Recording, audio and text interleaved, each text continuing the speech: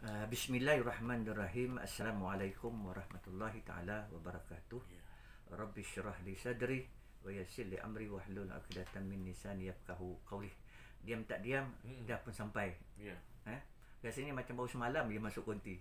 Ni dah masuk lagi balik masuk konti, lagi kejap kan masa Tapi berlalu kan. hari ni kita akan angkat satu tajuk di antara sunnah Nabi yang dilupakan, iaitu khasiat madu lebah. Hari ini saya nak menceritakan tentang sejarah madu lebah menurut Islam. Madu lebah atau dalam bahasa Arab dipanggil dengan perkataan asala, atau jamak perkataannya adalah uslan yang membawa maksud air liur lebah. Allah memuliakan madu ni tadi dengan menjadikannya sebagai satu nikmat yang sangat besar di sisi Allah Subhanahu Wa Taala kepada mereka-mereka yang bertakwa, kepada mereka-mereka yang beriman. Makanan dan minuman mereka itu nanti di syurga. Begitu hebatnya lebah yang nak kita hari ini kongsikan. Malah dalam Al-Quran Allah Subhanahu Wa Taala telah mengangkat beberapa surah, di antara surah yang masyhur ialah surah An-Nahli. Dalam surah An-Nahli itu Allah sebut dengan terang. Saya datangkan daripada Allah SWT. A'udzubillahi minasyaitanirrajim. Wa auha rabbuka ilan nahli antahizi minal jibali buyutan wa minasyajari wa mimma ya'rishun. Surah An-Nahli ayat 68. Dan Tuhan mewahyukan kepada lebah, buatlah sarang-sarang di bukit-bukit, atau di pohon-pohon kayu, atau di tempat bangunan manusia. Itu sebab kalau kita tengok secara signifikannya kita dapati kan lebah ni ada di mana-mana. Bahkan kadang-kadang ada tepi dinding rumah kita pun ada. Itu yang terpaksa kita panggil bomba dan penyelamat datang selamatkan. Sebab lebah ni sengatan dia tu sangat berbisa. Jadi saya cuma nak menggambarkan ayat tadi. Allah SWT telah menugaskan ada tugas-tugas khas yang disebut dalam lafaz ittahizi itu tadi dalam surah An-Nahli ayat 68, yang mana Allah memerintahkan lebah. Dalam carian saya dapati lebah ni, kebanyakan lebah betina lebih banyak daripada lebah jantan. Rupanya khasiatnya pula dia berbeza-beza. Dalam lebah betina tu tadi dia ada seekor lebah yang dipanggil queen of lebah. Maknanya ketua dia lah. Dia ada queen of lebah. Jadi kalau kita perhatikan ayat tersebut, dia menunjukkan supaya Allah SWT menjadikan semua bunga-bunga, sumber buah-buahan dan seterusnya, dia akan menghasilkan berbagai-bagai warna dan akhirnya terwujudlah madu yang dihasilkan melalui pelbagai-bagai jenis zat dan kebaikan untuk menyuburkan melalui madu yang diambil daripada debunga-debunga tadi oleh sang madu yang datangnya daripada lebah itu tadi. Saranan penggunaan madu ni, Al-Quran disokong oleh beberapa hadis yang diturut Allah turut dibahaskan oleh ulama-ulama yang terdahulu dan terkini, di mana Rasulullah SAW bersabda daripada Ibnu Majah, dia kata apa? Dia menyarankan supaya penyembuh segala penyakit selain daripada Al-Quran, dia juga adalah madu. Diceritakan mafhum hadis Nabi SAW, ambillah, pergunakanlah olehmu sekalian akan dua ubat atau penawar, iaitu penyembuh, iaitu madu dan Al-Quran. Hadis tersebut menggalakkan supaya menggabungkan dua jenis perubatan, supaya perubatan ini menjadi satu fizikal kepada perubatan moden, kepada perubatan tradisional, untuk membentuk kerohanian, untuk membentuk diri kita, supaya kita dapat menggabungkan kedua Al-Quran dan hadis ini tadi, Al-Quran dan madu ini tadi, sebagai syifa, sebagai penyembuh kepada penyakit yang disarankan oleh Allah Subhanahu Wa Taala melalui firman-Nya dan juga Nabi SAW. Wallahu a'lam bishawab. Kalau Ustaz selalunya bagi minum lebah tak? Minum. Saya ambil campur dengan air. Dia sebenarnya madu dia boleh ambil dengan air sejuk. Boleh juga ambil, jangan ambil air terlalu panas. Ambil air yang suam lah. Kemudian kita kacau dan kita minum. Satu sudu cukup. Jangan penuh. Separuh je. Saya makan macam tapi kalau kita nak minum, boleh juga kita ambil macam tu saja. Tapi kita balas dengan air. Tapi jangan lupa, sebelum kita nak minum tadi, kita berselawat atas Nabi SAW. Mudah-mudahan sebab daripada madu tu dia akan menjadi syifa kepada pelbagai penyakit yang ada. Sebab hari ni kita makan macam-macam sih. Betul. Macam-macam makanan kita makan. Jadi alternatif inilah iaitu madu. Kita gunakan seharian. Wallahu a'lam. Macam dia sendiri jadi duta madu sekarang ni kan. Okey, menghilangkan batuk. Yang mana kalau nak tahu khasiat madu juga adalah menghilangkan batuk, iaitu pengambilan madu semasa batuk sudah tidak asing lagi dalam kalangan masyarakat kita pada hari ini. Terbukti ianya berkesan. Cara-cara pengambilannya sangat mudah, hanya perlu mengambil 2 sudu teh madu setiap hari. Kerapannya bergantung kepada tahap batuk anda. Betul. Dia hilang batuk, inilah tips dia, okey? Kita dengarkan lagu daripada Darwish dan juga Faiz Safia menghiburkan anda di 102.3 mempesonakan.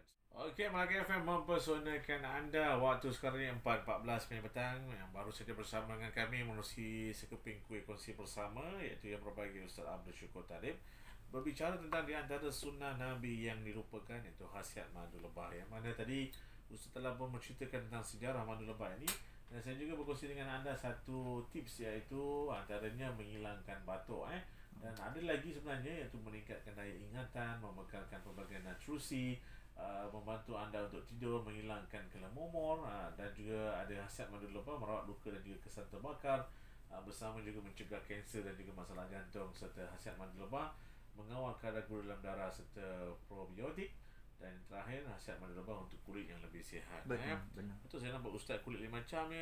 Amal madu selalu kan? Bolehlah tahan jugalah. Itulah dia. Kata kalau selalu diamalkan, sihat. Kita dapat dia. Betul. Baik ustaz, kita nak tahu ustaz, khasiat madu lebah kepada manusia. Kepada pendengar-pendengar yang sedang mendengar rancangan SKKB, itu sekebing kuih kongsi bersama, saya nak bawa beberapa khasiat. Tapi saya nak bawa satu cerita daripada Abu Sa'id radhiyallahu anhu. Dia beritahu kepada Rasulullah SAW, ada seseorang, Fulan bin Fulan tu sakit perut. Apa yang keluar daripada mulut Nabi SAW? Yang keluar daripada mulut Nabi SAW ialah beritahu pada Abu Sa'id ni tadi, wahai Abu Sa'id, engkau ambilkanlah padanya, kau ambilkan madu dan kau berilah dia minum. Baik. Kemudian Abu Sa'id datang lagi.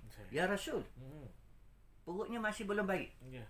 Nabi ulang lagi. Wahai sahabatku, engkau ambilkanlah madu, berikan kepadanya. Lepas itu, sahabat Nabi ni datang lagi. Ya Rasul, sahabat ini belum lagi baik. Nabi keluar daripada perkataan, Nabi keluar apa? Nabi kata apa? Sesungguhnya bohong perutnya, dia kata. Bohong perutnya, dia kata. Nabi kata, berikan padanya madu. Setelah diberi madu, maka akhirnya Fulan ini sembuh daripada penyakit perut. Sakit perut itu tadi. Jadi hadis ni tadi, the moral untuk hadis ni, sebenarnya madu ni tidaklah kita boleh ambil dalam konten sehari je. Maknanya dia mesti berlaku dalam bentuk istiqamah. Tu yang Nabi sebut berkali-kali tu. Bahkan kali kedua pun Nabi kata, masuk kali ketiga Nabi kata bohong perutnya. Nabi kata beri lagi madu kepadanya. Bila kali ketiga baru didapati perut Fulan itu bertambah baik. Ini yang kita nak bagi klasifikasikan. Dalam riwayat yang lain dari Abu Hurairah, Nabi SAW bersabda, barang siapa yang mengambil madu sebanyak 3 kali pagi pada setiap bulan, 3 kali setiap bulan, maka dia akan terhindar ataupun terselamat daripada penyakit. 3 kali je, bukan tiap-tiap hari. Itu sebab pada saya kita ada 25 hari, kita ada 27 hari. Out of 27 days tadi tu, apa salahnya kita ambil 3 hari je. 3 kali je sebelah pagi. Kalau tak, minggu ni sekali, kita ada 4 minggu. Minggu pertama, minggu kedua, minggu ketiga, minggu keempat. Yang penting ikut apa yang disarankan dalam hadis itu tadi 3 kali. InsyaAllah Allah SWT akan hindarkan dari badan kita daripada penyakit. Menurut Ibnu Sina dalam kitab Kanun Fitib ni, madu lebah bukan saja boleh menajamkan minda, malah dia digunakan untuk merawat luka. Macam Zee cakap tadi, merawat luka, ulcer, serta mencerahkan penglihatan. potensi madu lebah dikaitkan dengan melancarkan peredaran darah dan membekalkan bekalan oksigen ke seluruh anggota badan termasuk otak. Lalu Al-Muwaffaq Al-Baghdadi menulis madu berfungsi menyingkir lebihan benda-benda yang ada dalam perut. Sebab apa? Kilang penyakit itu adalah di perut, di usus. Jadi maknanya kalau usus kita bersih, maknanya kita akan terhindar daripada penyakit. Jadi apa antidot dia? Antidot dia tak lain tak bukan adalah madu. Ini disahkan oleh seorang doktor yang bernama Rihab Ukawi, menyifatkan madu sebagai pemakanan perlu. Dia melahirkan daya kekuatan tubuh dan mental. Pandangan ini turut disokong oleh Dr. Muhammad Kamal Abdul Aziz. Madu dijamin oleh siapa? Bukan kita. Dijamin oleh Allah Subhanahu Wa Taala kepada manusia dan tentunya untuk kesihatan kita. Wallahu a'lam bishawab. Baik, itu antara sama-sama lah memikirkan dan sama-sama lah kita melakukan perkara kebaikan, kerana bila kita mendapat pahala yang banyak Ustaz, insya-Allah kita ditempatkan di dalam syurga Allah sendiri. Insya-Allah. Amin. Baik Ustaz, kita akan berehat dulu Ustaz. Lepas ni kita akan bertanya lagi tentang kesimpulan madu lebah. Kita dengarkan lagu daripada Lahamat, sempurna dan terbaik untuk pendengar setia Radio Malaysia Melaka FM, kongsi sekeping kuih kongsi bersama di 102.3. Masih lagi bersama Ustaz Abdul Syukur Talib, sekeping kuih kongsi bersama, berbicara tentang tajuk khasiat madu lebah ataupun di antara sunnah Nabi yang dilupakan. Dan kepada anda yang tak dapat ikuti perbincangan kami berdua daripada awal tadi, boleh ikuti di YouTube Ashura Channel. Anda hanya perlu subscribe, like, share dan juga komen, mana rakaman ini akan disiarkan semula oleh saudara kita Khalid sebagai editornya, akan keluarkan balik melalui YouTube Ashura Channel. Baik Ustaz, sebelum kita ke penghujung ini, kita nak cakap sekali lagi kepada warung nasi ayam Pulau Kelapa, Pak Mat, Dak Syukur dan juga Chef Carol kerana sudi menyediakan kuih muih pada petang ini untuk kita makan ataupun petang bersama Ustaz. Okey Ustaz, yang terakhir menerusi khasiat madu lebah ataupun di antara sunnah Nabi yang dilupakan, kesimpulannya tentang madu lebah. Rata-rata pendengar pun sedia terima apa yang akan saya kongsikan. Bahawa sesungguhnya madu dia mempunyai khasiat yang tersendiri. Baik. Dan kita percaya madu ni digunakan sebab zaman-zaman dahulu lagi pun. Sama ada sebagai pemanis, sebagai perencah rasa, sebagai perubatan tradisional atau disebut perubatan alternatif. Dan ia sering dilabelkan sebagai kategori makanan sunnah. Sebab banyak hadis disebutkan bahawa Nabi suka akan manisan dan madu pada setiap pagi. Dan ini disebabkan kerana khasiatnya yang telah pun termeterai, telah pun dirakamkan oleh Allah Subhanahu Wa Taala. Saya ambil satu contoh ayat surah An-Nahl ayat 69.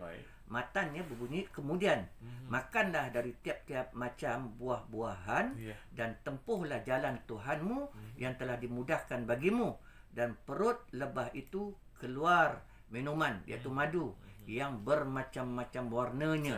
Di dalamnya terdapat penawar yang menyembuh bagi manusia. Sesungguhnya pada yang demikian itu benar terdapat tanda-tanda kebesaran Allah bagi orang-orang yang mahu memikirkannya. Jadi ayat 69 ini dikhususkan menceritakan tentang madu lebah adalah syifa, adalah penawar. Dan dia berkeupayaan untuk menyembuh penyakit yang dialami oleh manusia. Lalu jumhur ulama bersependapat bahawa domer, perkataan ganti nama dalam ayat itu tadi, menunjuk kepada madu lebah sebagai ubat ataupun penawar. Lalu Ibn Sina angkat, salah seorang tokoh kedoktoran dunia dan ilmuwan Islam abad ke-10 Masihi. Dia kata apa? Dia mengulas khasiat madu lebah dari segi kesihatan di dalam dunia kedoktoran. Apa kata dia? Ia mampu menyembuh berbagai penyakit, sama ada ringan sampailah yang berat. Betul. Seperti tekanan darah tinggi, jantung dan sebagainya. Menghilangkan penyakit demam dan sebagainya. Jadi akhirnya bolehlah saya menyimpulkan bahawa madu lebah ia merupakan makanan sunnah. Bila sebut sunnah, iaitu makanan Nabi SAW. Nabi suka makan. Mengandungi banyak khasiat dan insya-Allah dia akan menjadi syifa, iaitu penawar. Sebagaimana yang telah termaktub di dalam Al-Quran dan hadis. Dan hari ini akhir zaman, kalau kita amalkan salah satu daripada sunnah Nabi, satu saja sunnah Nabi, apa saja sunnah Nabi, makan madu ataupun benda yang lain pun, kita akan dapat 100 pahala syahid. Mudah-mudahan kita perolehi ganjaran itu. Wallahu a'lam bishawab. Terima kasih yang berbahagia Ustaz Abdul Syukur tadi, banyak asyik-asyik Ustaz yang telah dikongsikan dan dinyatakan. Dan kalau nak tahu bagaimana Ustaz mengamalkan minum pagi dengan madu lebah, boleh hubungi Ustaz. Boleh kongsikan maklumat. Boleh, insyaAllah. Boleh. Kerana tengok kulit tu memang bersih dah tu. Cantik orangnya. Kita tahu Ustaz ada. Minggu depan waktu yang sama kita bertemu lagi Ustaz. Dengan kita masih lagi membicarakan tentang masih lagi sunnah Nabi yang dilupakan, iaitu madu lebah. Madu untuk episod yang terakhir. Jangan bermadu ya. Cakap pelan-pelan. Pelan-pelan aja. YouTube Ashura Channel, anda boleh ikuti rakaman ulangannya di sana dan subscribe, like, share dan juga komen. Terima kasih sekali kepada semua lah yang menjadikan program ini. Jumpa lagi Ustaz. Kita akan bersama Siti Rubiah sebentar saja lagi berita Melaka FM bersama dengan anda. Kita dengarkan promo ini. Anugerah Tokoh Ma'al Hijrah.